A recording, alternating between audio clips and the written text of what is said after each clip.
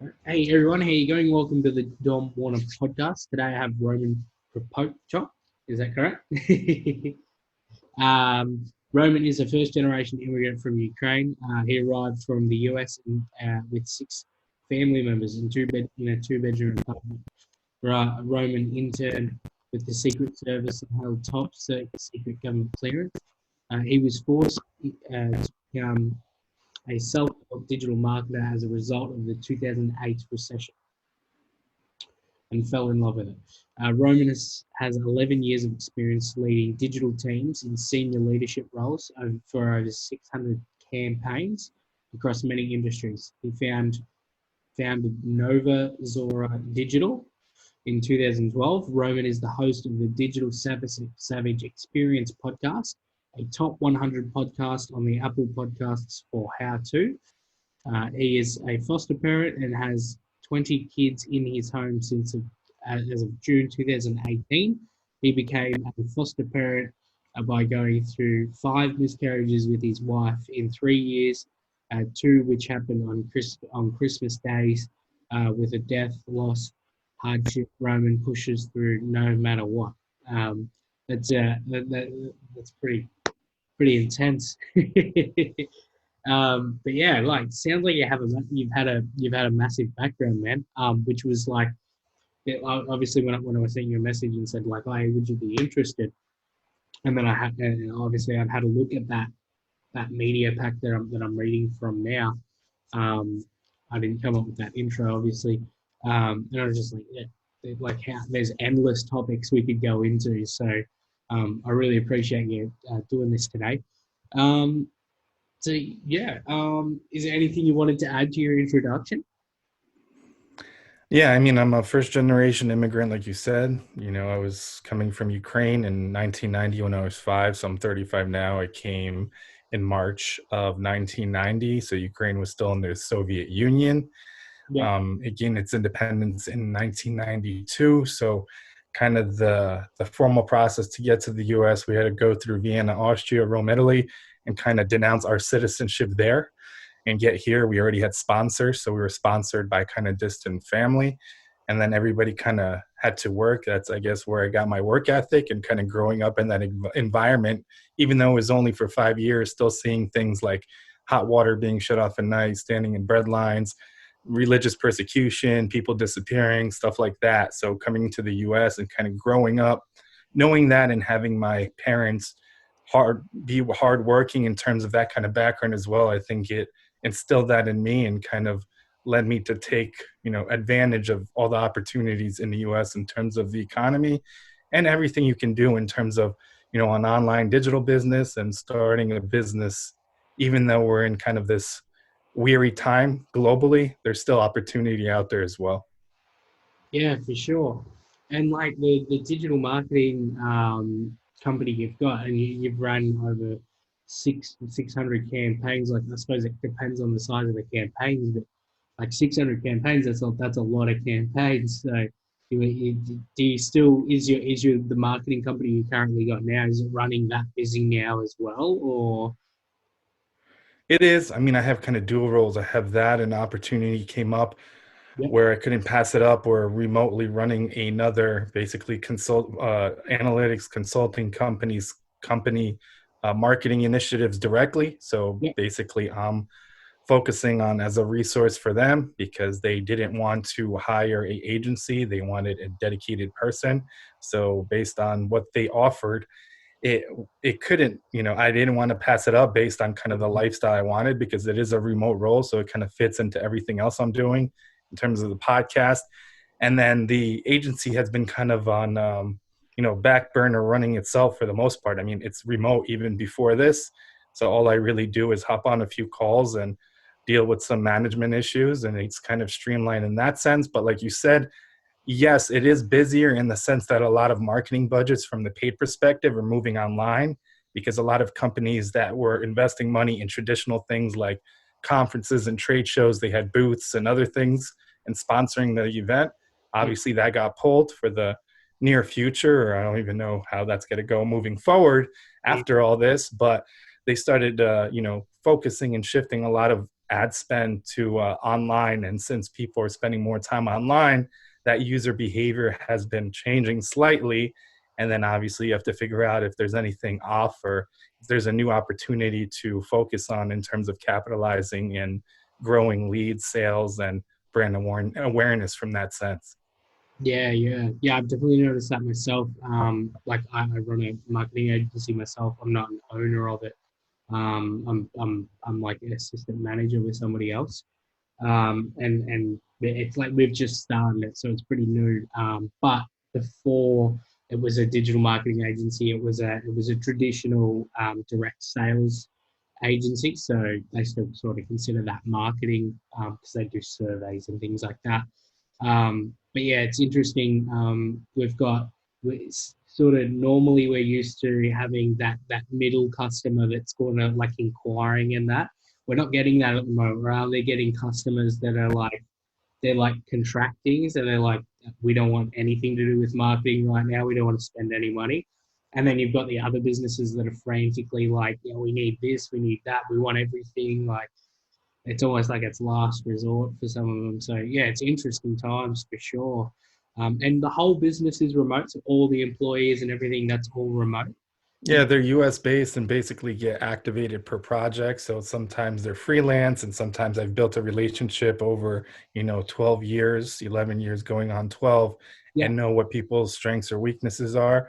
Some have more hours than others, but kind of get activated by project and skill set and skill level and kind of bill rate yeah. based on how that campaign and that original kind of service order or contract is drawn up, and basically those kind of moving pieces fit together and make a campaign in terms of what would be fulfilled and managed. Yeah, and did you purposely set it up that way, or did that just sort of happen by mistake? I purposely did it just for the kind of the freedom that I wanted. Obviously, in terms of digital marketing, we can work anywhere with the internet connection, but Yeah, I didn't want to be kind of bogged down. I mean, technically, the business's headquarters in New Jersey, where I live.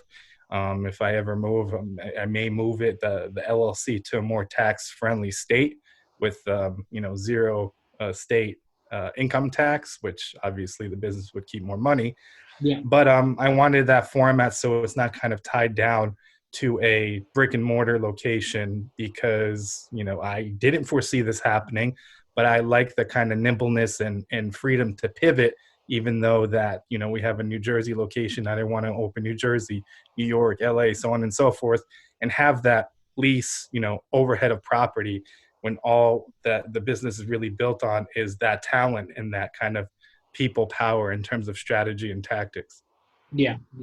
No, it definitely comes in handy if you've already got the systems in place for remote work right now. I know when we went into when the company that I'm running now, as soon as we found out we couldn't work, we were just like we couldn't do anything for 2 weeks because we didn't have systems for working remotely, and we've only just been able to have a couple of meetings in the office, but you have to be so careful with who you let come in because if someone comes in and have to go get checked or something, we're back to square one again. So we're pretty lucky here in Australia, though. We've got very few people with it at the moment, but it only takes a couple of bad apples for it to go back to square one. Cool, but I'll go over some of the things. Like one of the things that I wanted to go over, it's not really business related, but I'm sure we can find a way to relate it to business.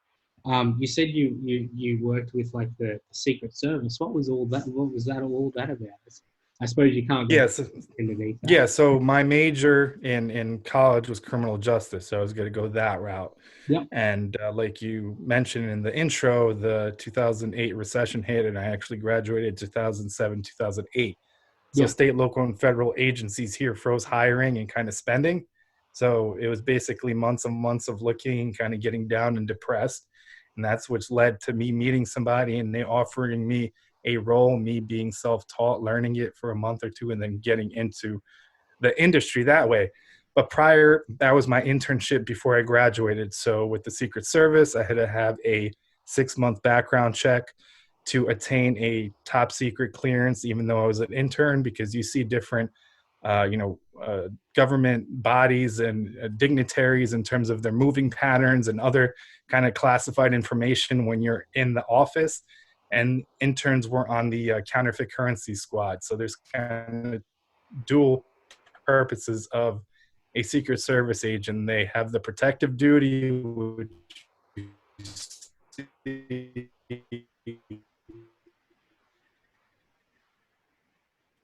guarding and protecting the president, other dignitaries, and then a secondary duty that their intern would be basically intaking all the suspected counterfeits that different businesses within that kind of region would send in.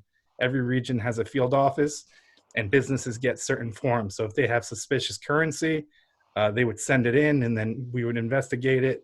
And as an intern, kind of first flag it if it was genuinely real currency, or sometimes they were really crisp $100 bills that people just thought they were fake and sent them in, and then basically classify them and tag them. And then that would be kind of the day-to-day. And then one funny thing interns would do was screen the mail for bombs and other suspicious packages. So we were kind of like the dispensable fodder in terms of looking for that. I never found anything. So you basically put the mail into kind of an x-ray machine. You see if anything's there. If there's something suspicious, you would get someone to further investigate. But that was kind of the day-to-day of that.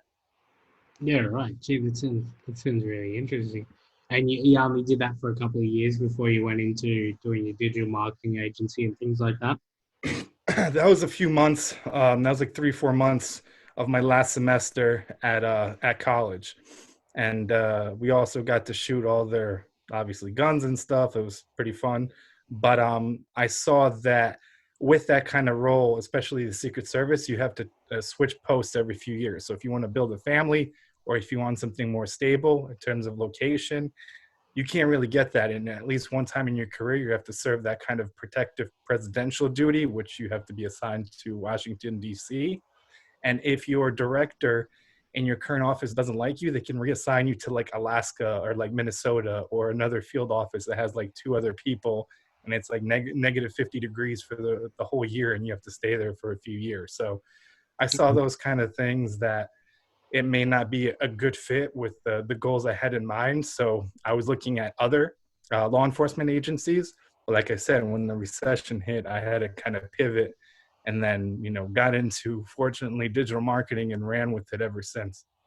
Yeah, wow.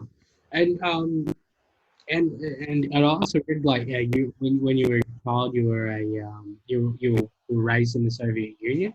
What sort of differences? Like obviously, the only references I have to the Soviet Union are the Soviet Union had ended by the time I was born. But like, what was the Soviet Union like, say, in comparison to the Western world? Yeah, I mean, so I was born in '84, and like I said, Ukraine got its independence, and when the kind of Soviet Union fell, Ukraine got it in 1992. So just different things in terms of mindset, what you're told.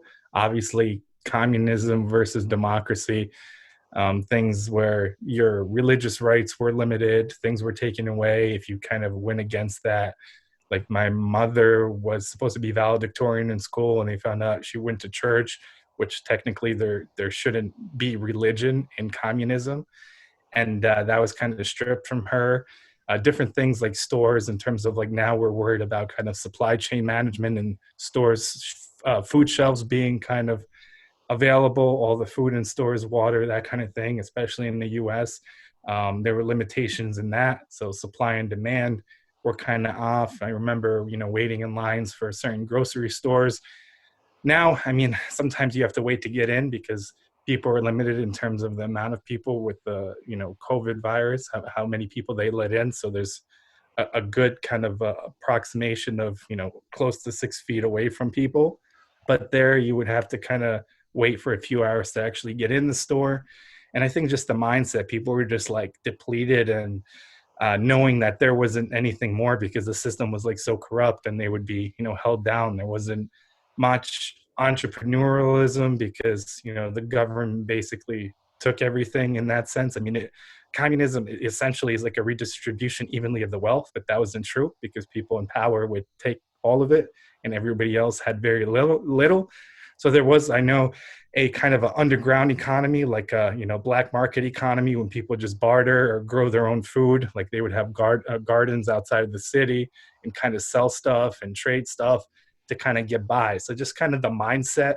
And if you meet any other people from Eastern Europe, in terms of kind of the mentality, sometimes they don't smile a lot. That doesn't mean they're not happy. It just kind of the way you were brought up in terms of kind of not showing your emotion that much as well. Yeah, right.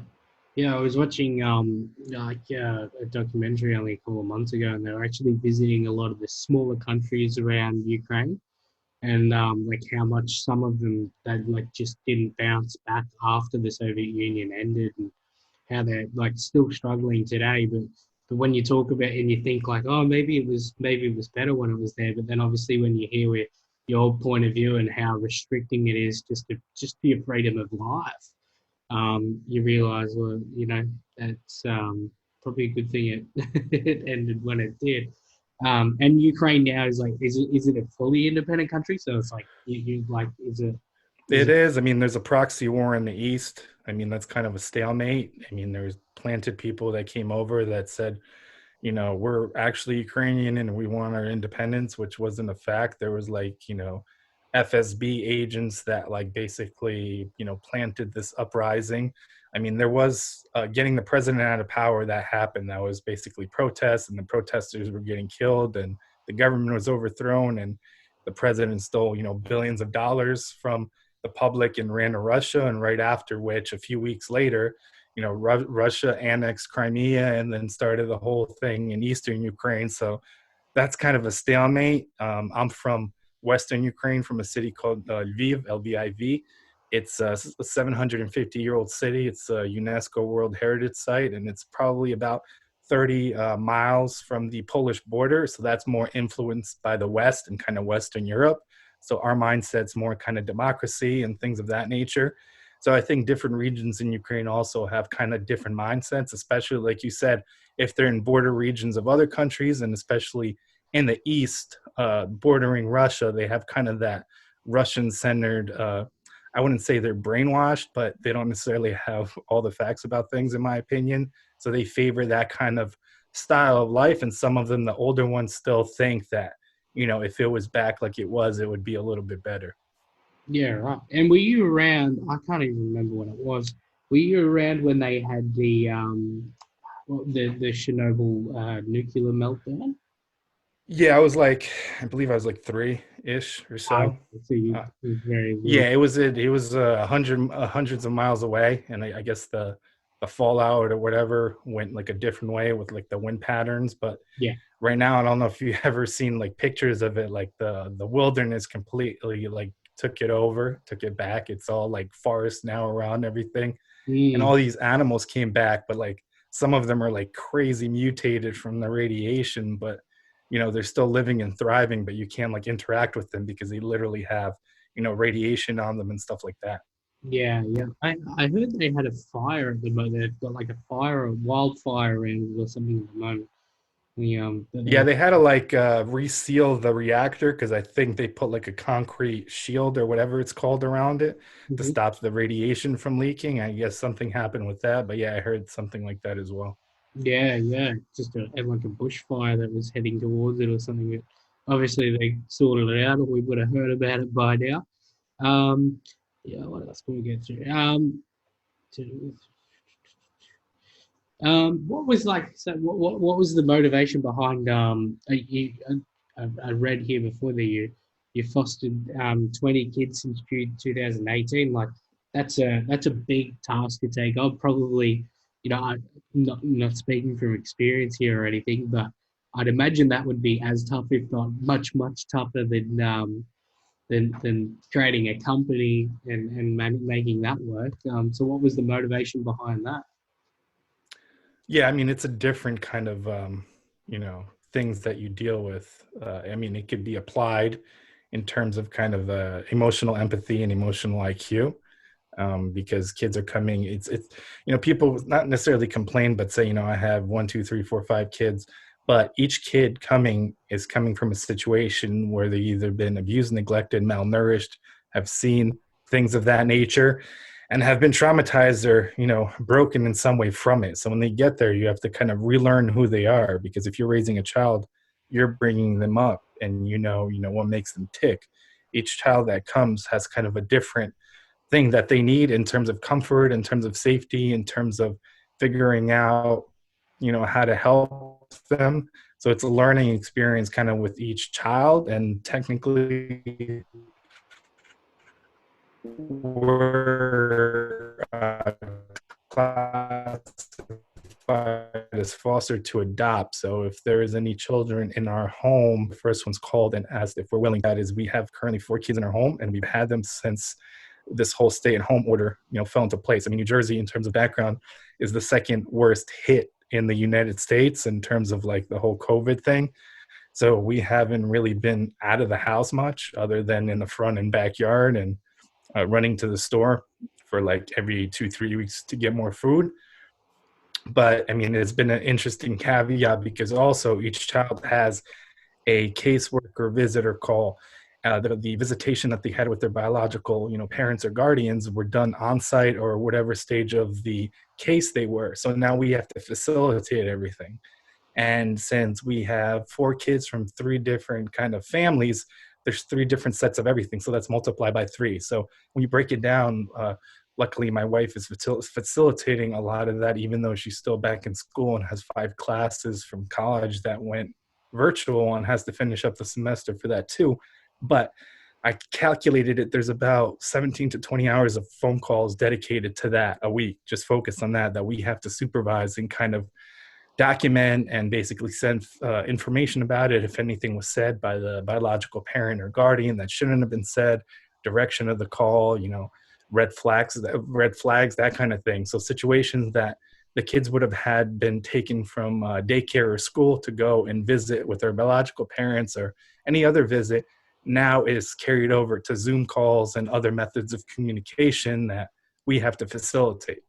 Yeah, no, it'd be a tough time for that as well, I'm sure. I think I obviously wanted to ask a couple of personal questions, but I thought before we finish off the podcast, I know you've got a busy day ahead. I thought I'd just finish it off with a couple of business questions. Being obviously it's a business podcast. Is there a difference? I read that you work with a couple of Fortune 500 companies. Is there any difference? And I think I know the answer, but I wanted to hear your perspective on it. Is there any difference between working with a small company versus a Fortune 500 company? What's the real differences? No, I mean, just assets and spend. And pricing. It's funny because if you work in an industry, let's say like pharma and life sciences, they're expecting these outlandish costs in terms of like the contract that they're delivered or the proposal. And if you like want to save the money and can still do it efficiently, they simply don't select you because they're accustomed to seeing these high prices, and their marketing budgets don't roll over. So, I mean, I worked actually at an agency as a director of digital services and solutions. So me and my team literally worked on this one campaign for a pharmaceutical company, a global company, for 8 hours a month. And that agency was charging that pharmaceutical company $40,000 a month for 8 hours basically at work. So you can be like the number one expert in a field in the world, and I don't think for 8 hours, I mean, it would be tough to command, $40,000, maybe close to it. So like the expectations of budgets and just like the assets. So if you're doing, let's say, search engine optimization, you have strong brands and strong brand websites that are already performing from an organic search standpoint, and the domain authority is strong. So a lot of the content or content strategy that you add on to or try to kind of build out, that's going to perform that much better and that much faster with a lot less work, because you have all those assets to work with. So some companies have hundreds of websites, different networks, different things that are related to each other, like pharma and life sciences. There's a lot of types of different kind of drugs or therapies. Each of them have a website. Each country and region have a branded site. So kind of cross-linking and cross-promotion of each other basically cross-pollinates and adds value. And it's easier from that sense. Obviously, if you're a small business, you're kind of bootstrapping in a sense. I mean, you have to be logical and kind of straightforward in terms of your goals and understand that you're performing with people on your level. Like you may want to be the next, big brand in that, industry or field, but you have the marketing spend to basically compete with somebody directly on your level. There are some things that are advantages kind of a smaller businesses. You're more nimble and you can pivot faster, oftentimes in terms of the approval process and different internal kind of uh, politics, you are limited to kind of pivoting. So if something is chosen in terms of strategy, you're kind of locked in. And a lot of the time in bigger companies, there's a lot of turnover periodically. So you may be dealing with a different, director or a CMO or VP of marketing that wants to go a totally different route. That might not be the right thing, but you kind of have to run with it if you want to keep that account to a certain extent. So Yeah. you're limited creatively in that sense as well. So if it's a bigger company, there's kind of those considerations, mainly because of the size and then the politics that come with that. And like everything else, the bigger kind of the ship, the harder it is to adjust and pivot. And I mean, the number one strength of a smaller business, I think, is being nimble and being able to pivot and kind of bootstrap. And a lot of people can wear a lot of different hats as well. Yeah, right. Oh, there you go. And and were you ever involved in the? Well, I suppose now that you run your own one, you're involved in sales with that. Don't want you to give away any secrets here or anything. Personally, our avenue that we've decided to go with ourselves, being originally a direct sales business, the people that we've been given to help out with getting clients and things like that, and we've gotten a couple already. Um, they're obviously salespeople, so we've gone down the cold calling route. So we're literally calling random numbers to get clients, and it works. I think any avenue you go down will work. Just certain ones will work better than others. What sort of, if for a new company that's starting out, they've got the availability of putting staff or salespeople on, and there's not, they're limited within money to an extent. They want to be profitable from the start, but they're not, like, this company's not bootstrapping or anything. How would you recommend that a company like that get started with getting clients? Should they utilize their own marketing expertise to generate warm leads and then sell to those, or is cold leads a good strategy, or what's your thoughts on that? I think any strategy that I kind of pitch either just for sales or for marketing is kind of diversify and don't leave it up to one thing. So I had an interview probably 10 years ago at another startup, a medical kind of startup, and basically asked them, what's going to happen if this traffic source disappears? Because all the business was coming from Google Organic, and it's before the main kind of updates happen. So basically, it was the content update in terms of Panda that didn't hit. And I'm like, listen, you have all your eggs in one basket. What are you going to do when this crashes and your traffic goes down by 50-60%? How are you going to justify that? So I mean, they were a little cocky about it and didn't think anything would happen. And then a week later, they called me. It did happen, and then they offered me the role. And I was like, no, I'm good, because this is going to be a mess to clean up. And I mean, you didn't kind of heed my advice to begin with, or didn't think it was serious enough. But I think in terms of sales, there's a lot of salespeople that are kind of afraid or standoffish of social media. I think adding social selling, or at least incorporating it in the sales process, is important, and you can build that initial relationship. So if you have kind of a target list of companies and the desired roles, you can figure out and do a lot of research about those people, let's say on Twitter, on Facebook, and other platforms, or simply if you have something in terms of a social listening tool to figure out more information and what makes them tick, and starting that relationship more from a personal perspective. So if you both follow the same soccer team or baseball team or something, break the ice and come at it from a natural perspective, and then adding something of value to begin with kind of no obligation, I think is great of establishing kind of a good footing in that sense. And then you have tools like Sales Navigator on LinkedIn. I think it's a good platform in terms of developing and nurturing leads and initially contacting prospects. And then other social media channels as well. I mean, a lot of salespeople just simply direct message or start the conversation on a social media platform like Twitter, where it's informal, where you can kind of build a rapport or, you know, a starting point in terms of commonality, and then transfer it to something that's business related and not heavily push it. So I think, I know for a fact, companies that I worked with and salespeople that I've dealt with, a lot of them are kind of like I said, standoffish and don't necessarily believe in the power of social. But I mean, social isn't simply kind of posting vanity pictures or pictures that are highlighting your, you know, your food or your travel. I mean, it's a great source of insight, and in terms of kind of molding your social media strategy to also generate leads and sales is a twofold process. And then when you incorporate your sales team, it becomes that much better. And it's a selling process for 2020 and on. Yeah, right. Yeah, no, I've actually, you're probably the third person this week alone to recommend LinkedIn. So we've definitely got to look further into that, which totally makes sense because I've had messages in the past through LinkedIn, and it's obvious that it's a lead generating thing.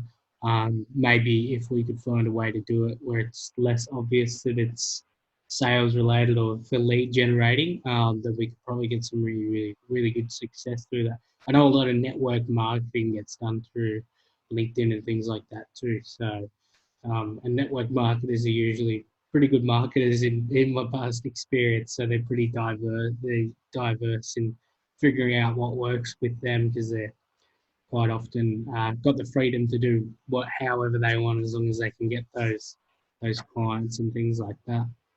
Yeah, even groups though, like I just thought of it. So Facebook groups, LinkedIn groups, if you know who your targeted demographic is, you can request to be in those groups, and that's already a qualified pool.